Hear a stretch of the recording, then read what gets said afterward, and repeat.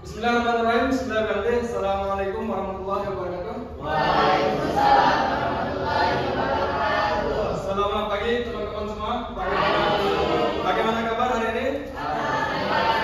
Yang pakai batik, bagaimana kabarnya? Alhamdulillah sehat. Sehat ya? Sudah sarapan tadi? Belum? Oke. Setelah ini nanti sarapan ya, supaya tetap sehat. Gitu. Kalau nggak sarapan nanti bahaya. Gitu, ya. Yang pakai jilbab hitam, gimana kabarnya? Sehat? Oke, alhamdulillah. Yang paling pinggir di sebelah sini, gimana kabar? Sehat?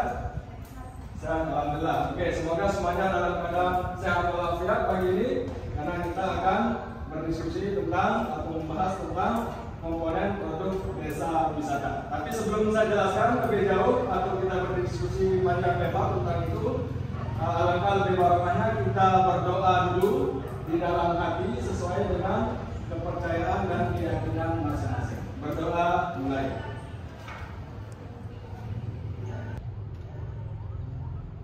Berdoa selesai. Oke, baik teman-teman, pada mata kuliah hari ini yaitu manajemen dan pembentukan desa wisata, ini topik ke-9, kita akan membahas tentang komponen produk desa wisata. Nah, kira-kira teman-teman sudah membaca nggak topik tentang seputar desa wisata? Tentang topik ini, komponen dari produk desa wisata. Ada yang pernah membaca sebelumnya? Boleh berkomentar?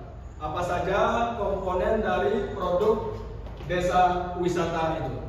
Boleh raise your hand atau angkat tangannya sebelum kita membahas lebih jauh. Ya, yang baju hitam, siapa namanya? Perkenalkan, nama saya Yadi Suroni. Yadi Suroni. Oke. Jadi Gimana? saya sempat mempelajari terkait komponen dari produk desa wisata ini. Ya. Yang setahu saya, yang masih saya ingat itu salah satunya itu aksesibilitas. Aksesibilitas ya? Aku mau aksesibilitas, terus akseleri, apalagi itu atraksi dan akomodasi. Akomodasi, oke, baik. Terima kasih. Si Yadi ya? Ya, itu bagus sekali pembahasannya atau penjelasan dari si Yadi. Berarti dia sudah belajar sebelumnya tentang topik kita pagi hari ini. Oke, terima kasih. Itu kalau kita ambil dari beberapa referensi, ada istilahnya dengan 3A, 4A, dan 6A. Nah, ini kita akan bahas pagi ini. Salah satu expert yang mengatakan bahwa yang 4A sesuai yang disebutkan sama temannya tadi. Tapi sebelum dimulai, kita ingin tahu dulu apa sih tujuan dari topik ini. Oke, kalau kita lihat di slide, di sini ada 5 tujuan dari pembelajaran kita supaya teman-teman nanti ke depan bisa menjelaskan. Yang pertama, apa saja pengertian dari beberapa produk desa wisata tersebut. Selanjutnya nanti mendeskripsikan bagaimana atraksinya, bagaimana aksesibilitasnya, dan bagaimana ancillary-nya atau kelembagaannya. Ini ada 5 poin dari tujuan pembelajaran kita. Jadi teman-teman nanti diharapkan setelah selesai membahas topik ini, teman-teman bisa menguasai yang 5 poin tersebut. Oke, baik. Berikut yang dijelaskan tadi sama temannya benar sekali. Ada 4A istilahnya dalam komponen produk desa wisata. Yang pertama yaitu atraksi, yang kedua aksesibilitas, yang ketiga amenitas, dan yang keempat adalah ancillary atau kelembagaan. Oke, jadi pertanyaan saya, apa yang teman-teman pahami tentang atraksi wisata tersebut sesuai dengan pengalaman teman-teman, baik di rumahnya maupun pernah berwisata kemana atau pernah membaca referensi tentang hal tersebut. Boleh kita berdiskusi atau berkomentar. Atraksi itu apa sih maksudnya? Atraksi itu supaya diskusi kita lebih hidup, supaya tidak saya aja menjelaskan. Boleh teman-teman atau adik-adik berkomentar tentang atraksi itu seperti apa. Oke, boleh? Raise your hand, please. Siapa duluan? Ini? Oke, tadi cowok ya. Nah, sekarang cewek supaya tidak diskriminatif. Ya, silakan si Sumbawati ya. Ya, atraksi itu apa? Poin pertama. Saya atraksi itu daya tarik yang mencakup mungkin ada alamnya, budaya, juga dari buatan. Oke, yang alam itu maksudnya gimana? Alam itu kayak pegunungan gitu, kayak sawah atau laut gitu Pak. Oke. Terus kalau budayanya kayak adat istiadat mungkin. Oke. Atau sama buatannya kayak museum mungkin. Museum. Oke, very good. Itu saja. Oke. Tadi mau berkomentar atraksi itu apa? Atau daya tarik itu seperti apa?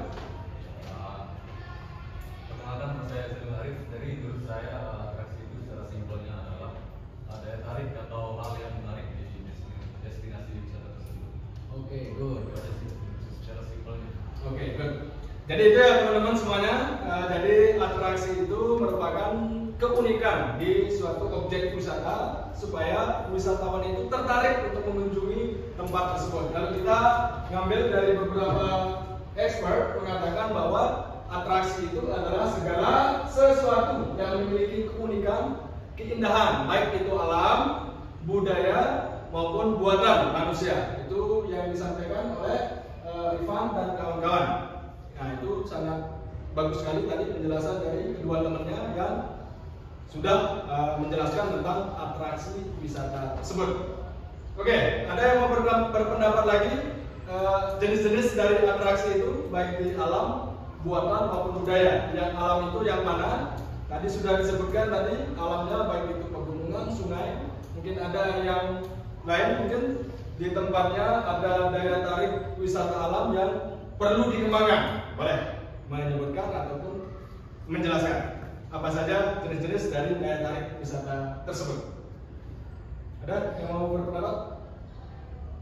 Oke, kita lanjutkan kalau itu.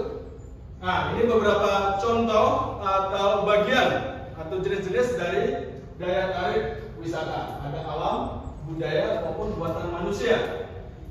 Nah, ini kalau kita lihat alam itu ada pegunungan. Kalau pegunungan itu kan bisa orang trekking, traveling maupun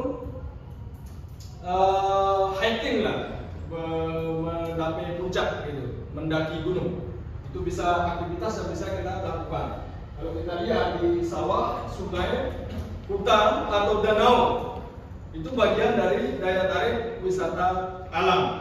Mungkin di daerah teman-teman ada yang memiliki daya tarik seperti ini, bisa dikembangkan sebagai objek wisata. Nah, karena banyak sekali kita lihat desa-desa wisata memiliki potensi yang sangat bagus, tapi masyarakat sekitar tidak melihat peluang itu untuk dikembangkan sebagai objek wisata. Selain alam, ada juga di bagian budaya.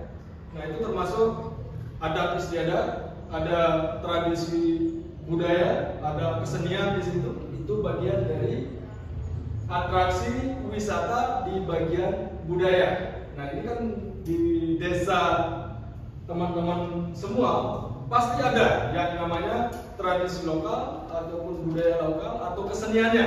Nah, itu bisa dijadikan sebagai daya tarik wisata. Yang buatan. Nah, ini kan teman-teman sering sekali nih berkunjung.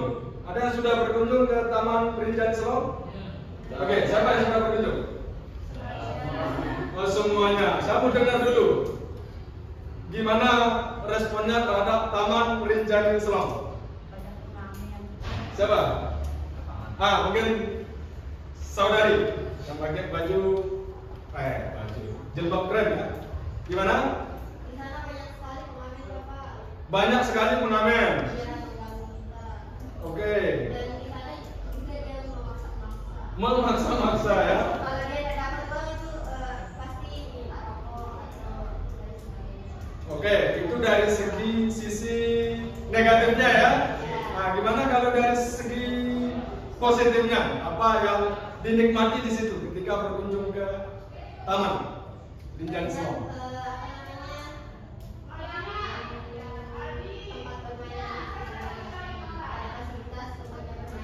Ada fasilitas di situ ya. Oke, tempat bermain anak. Selain itu mungkin ada jogging, lari-lari di sekitar taman ya. Oke, good, thank you.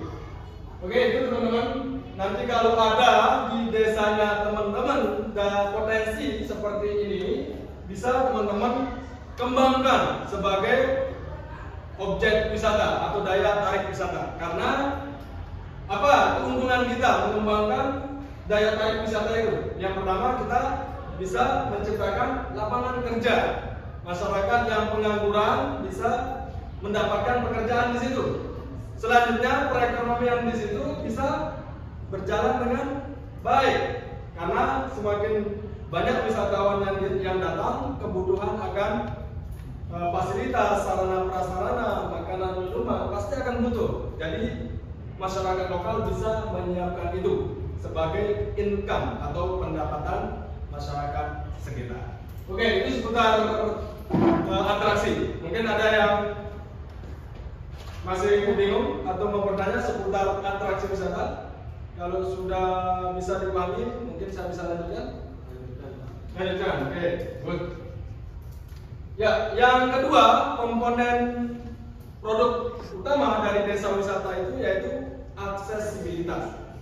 Nah, ini menurut si Stein and Brown 2015 yaitu sarana dan infrastruktur untuk menuju ke objek wisata. Nah, itu bagian dari aksesibilitas. Sepengetahuan teman-teman, yang termasuk aksesibilitas selain infrastruktur jalan itu apa?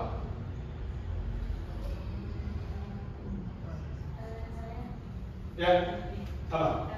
Kan dari aksesibilitas itu mungkin pas di jalan itu tersedia kayak pom bensin gitu atau alfamart, terus ada misal tempat tarik-tarik uang gitu. Jadi kan kalau orang yang berwisata ke sana itu juga bawa uang atau kemasan bensin, itu jadi aksesibilitas. Oke, good, thank you. Saudari siapa namanya? Nia ya, saudari Nia. Itu bagian dari aksesibilitas. Oke, kita next PPT-nya. Nah, kalau kita lihat di sini yang termasuk bagian dari aksesibilitas itu ada transportasi, baik transportasi darat, laut maupun udara. Itu bagian dari transportasi. Kalau di laut itu pakai apa? Orang pakai kapal. Selain kapal, ada perahu, ada speedboat dan lain sebagainya. Intinya kapalnya itu jangan dipakai di darat ya, nanti tidak akan bisa dipakai. Sama kayak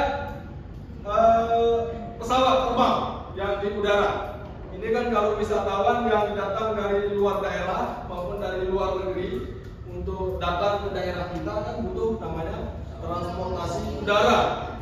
Bisa nggak pakai transportasi darat atau laut? Bisa, tapi akan memakan waktu yang cukup lama. Apalagi zaman sekarang itu konektivitas antar pulau atau antar negara itu sangat cepat dengan menggunakan salah satu transportasi udara pakai pesawat. Oke, ada juga selain itu ada informasi penunjuk arah. Nah, ini penting juga teman-teman. Ketika teman-teman nanti membuka desanya menjadi objek wisata, rambu-rambu atau penunjuk arah itu sangat penting. Karena tidak semua yang berkunjung ke tempat kita itu kan orang lokal, tapi banyak dari luar daerah maupun luar negeri. Jadi kalau tidak dikasih penunjuk arah, berapa meter lagi arahnya kemana, nanti orang bingung. Nah, itu yang masih zaman agak lama ya, zaman jadul lah gitu. Kalau sekarang itu ada istilahnya jaringan komunikasi digital, pakai navigasi itu atau Google Map. Nah, bisa itu tentukan titik teman-teman desanya untuk bisa dikunjungi, nanti masukkan di Google Map. Ketika wisatawan mencari tahu tentang desa teman-teman, jadi bisa searching langsung di Google Map, jadi langsung diarahkan. Dan tidak kalah penting, penunjuk arah meskipun sudah lama itu penting juga, karena tidak semua navigasi Google Map itu sama persis titiknya. Oke ya. Nah, ini juga jaringan komunikasi sinyal seluler. Nah, ini kadang di desa-desa terpencil kadang sinyal HP itu tidak ada atau gangguan gitu, sering putus-putus. Nah, ini kalau wisatawan yang dari luar itu sangat tergantung dengan sinyal internet. Jadi gimana supaya nanti desa tersebut menyiapkan sarana internet itu, entah itu nanti kerjasama dengan Telkomsel, dengan XL, dengan Tri atau lain sebagainya. Oke, itu tentang aksesibilitas. Sejauh ini Apakah bisa dipahami atau perlu ada yang ditanyakan sebelum kita lanjutkan? Oke? Paham, Pak. Sangat paham ya? Oke, Oke, selanjutnya yang ketiga, komponen yang ketiga yaitu amenitas atau fasilitas pendukung. Jadi apa yang perlu ada di objek wisata selain dari dua tadi, yaitu ada amenitas, sarana pendukung. Oke, kalau kita lihat dari skenario 2013 itu, yaitu mengatakan bahwa amenitas itu merupakan fasilitas pendukung. Seperti apa fasilitas pendukung itu? Boleh teman-teman berkomentar tentang itu? Oke? Boleh saya sedikit, Bapak? Ya. Terkait amenitas ini kan fasilitas. Ya. Perbedaan besarnya sama akomodasi itu apa, Pak? Akomodasi. Sama fasilitas nih. Oke, baik. Ini pertanyaan ya. Oke. Kalau kita mengacu ke 6A, itu akomodasi itu bagian dari komponen utama produk desa wisata. Tapi kalau kita pakai 4A, karena ini beberapa expert yang mengatakan, ada yang bilang 3A, 4A, ada yang 6A. Nah, akomodasi yang di 4A ini masuk dalam kategori amenitas. Amenitas itu di bawahnya lagi itu ada akomodasi. Di dalam amenitas itu bagiannya akomodasi. Akomodasi itu ada bagiannya lagi kan? Akomodasi itu ada penginapan, ada warung makan, ada restoran. Itu bagian dari akomodasi. Apakah penginapan cukup itu sebagai akomodasi, Pak? Bisa, tapi tidak lengkap kalau tidak ada fasilitas pendukung yang lain. Nah, contoh misalkan teman-teman nginap di hotel, terus tidak ada restorannya, karena nanti bingung mau cari makan di mana. Nah, ini penting juga ketika teman-teman nanti membangun penginapan, didukung dengan penyiapan makanan dan minumannya, supaya teman-teman juga dapat income yang lebih dan wisatawan juga merasa nyaman dan senang, tidak harus keluar dari penginapan, sudah mendapatkan makanan dan minuman. Itu ya, si jadi. Oke. Gimana? Misalnya kan contohnya fasilitas pendukung itu seperti musola, toilet, rest area, bisa juga smoking area. Oke, good. Nah, itu banyak sekali yang disebutkan tuh, keren sekali. Fasilitas pendukung itu bisa area smoking area, ini yang suka ngerokok, ini yang cowok-cowok biasanya. Nah, nanti kalau mau ngerokok, masuk ke fasilitas pendukungnya di smoking area. Ada parkir, jangan lupa. Parkir itu sangat penting. Kalau tidak ada parkir nanti gimana wisatawan memarkir kendaraannya? Kan susah. Nah, ini toilet yang paling urgen. Jangan sampai nanti di desa teman-teman ketika dikunjungi tidak ada toiletnya. Nanti udah kecewa nanti wisatawan yang berkunjung. Oke, yang tidak kalah penting tempat ibadah. Nah, ini penting nih, karena Lombok itu dikenal dengan Pulau Seribu Masjid. Jadi dikenal dengan sarana prasarana ibadahnya itu sangat banyak. Jangan sampai nanti wisatawan berkunjung di sana ternyata tidak memiliki tempat ibadah, musola, masjid maupun tempat ibadah yang lain. Apakah bisa kita buat gereja di sana, Pak? Bisa. Kalau wisatawan yang banyak berkunjung di situ Kristen. Oke, mungkin pakai vihara atau apa agama lain boleh. Oke, jadi tidak terpaku sama satu tempat ibadah. Karena kalau kita lihat di Indonesia ini diresmikan ada 6 agama. Jadi tidak hanya yang Muslim saja, tapi banyak ya yang 6 agama tersebut. Oke, ini yang sudah disebutkan tadi sama dua temannya, yang termasuk dari amenitas yaitu akomodasi tadi. Akomodasi itu banyak tipenya, banyak macamnya, mulai dari homestay, ada bungalow, ada cottage, ada hotel. Hotelnya juga punya kategori, ada hotel tidak berbintang, ada hotel bintang 1 sampai bintang 5, ada yang di atas berbintang lagi, ada hotel yang deluxe, yang sudah super mewah. Oke, yang per malamnya itu sampai puluhan juta. Ya, nanti teman-teman sesuai budgetnya mau nginep di mana. Jangan sampai nanti budgetnya standar nginep di hotel bintang 5 atau yang kategori deluxe. Nanti teman-teman diusir. Oke ya? Oke, selain akomodasi ada kuliner yang tidak kalah penting, yang warung makan, restoran, ada kedai lah apalah istilahnya.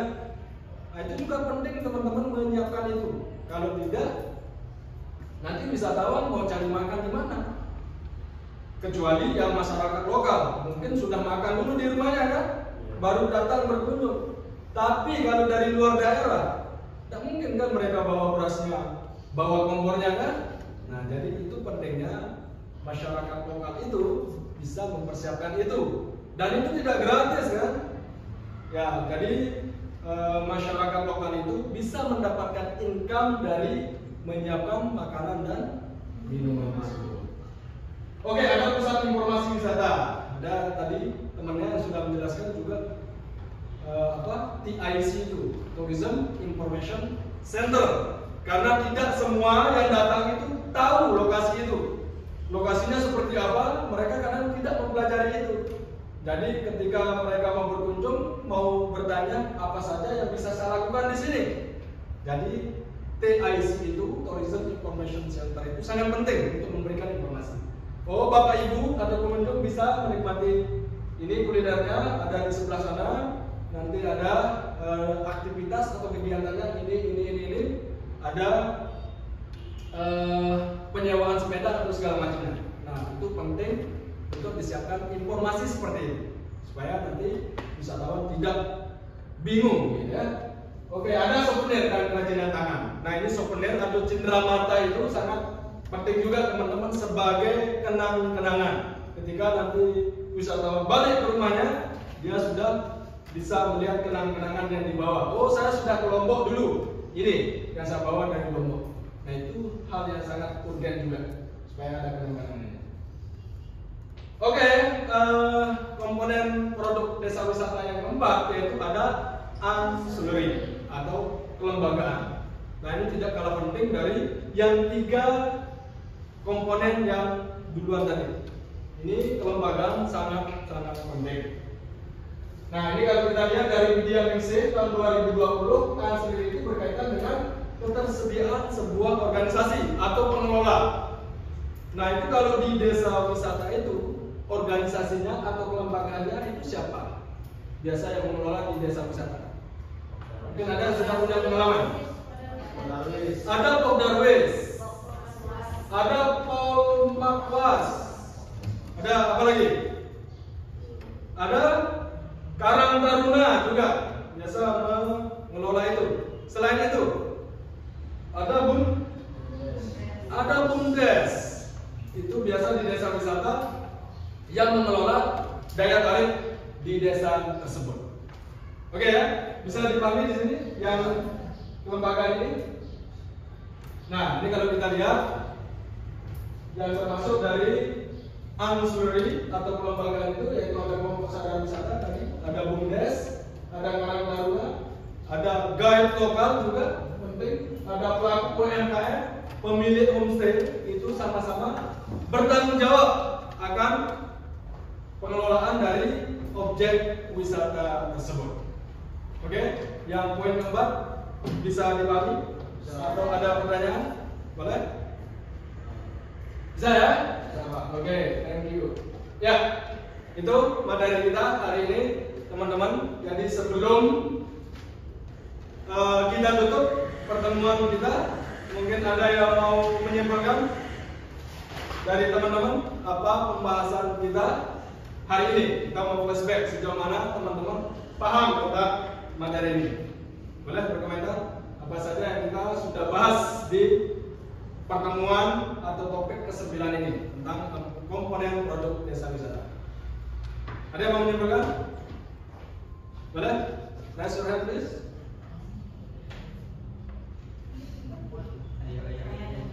Oke, saudari Nia ya? Ya gimana? Jadi menurut saya dari kesimpulan dari komponen objek wisata itu ada 4. Yang pertama itu ada amenity, accessibility, terus ada amenitas dan yang terakhir itu apa tadi? Ancillary. Jadi kalau amenity itu kan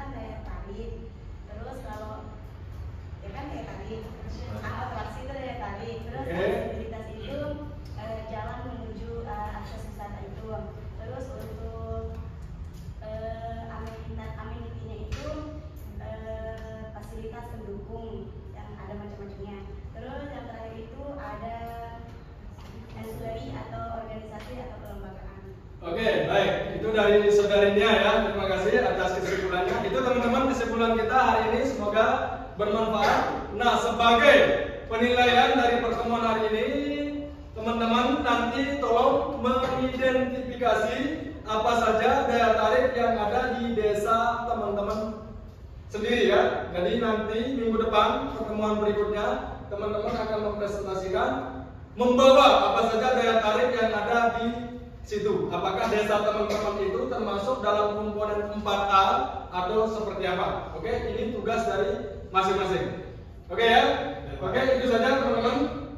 Saya tunjukkan ini keterangan untuk tugasnya teman-teman. Tolong nanti diperhatikan. Jadi sampai ketemu di minggu depan dengan membawa tugas dari potensi yang ada di desa teman-teman semua. Oke, sebelum saya tutup, mungkin ada yang tidak masuk hari ini? Semuanya masuk, Pak. Semuanya masuk. Oke, baik, terima kasih. Jadi itu saja teman-teman. Untuk lebih barokahnya pertemuan kita pada pagi hari ini, mari kita tutup dengan sama-sama melafazkan alhamdulillah. Alhamdulillah. Terima kasih atas kehadiran teman-teman. Mohon maaf atas segala kekurangannya. Wassalamualaikum warahmatullahi wabarakatuh. Waalaikumsalam. Sampai ketemu di minggu depan.